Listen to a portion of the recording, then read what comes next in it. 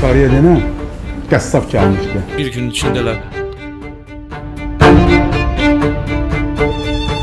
Mən Karolun böyük qardaşıyım. Görünür onlar həddini aşıblar.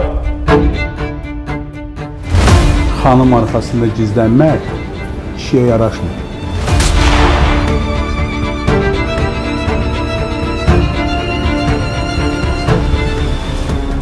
Sərxan, buradan bir nəfər də sağ çıxmamalı.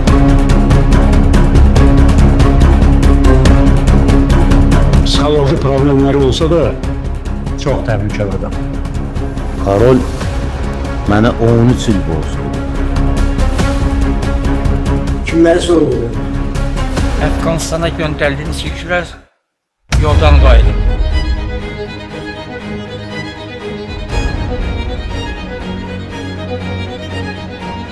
13-cü maddə əməliyyatı artıq başladı.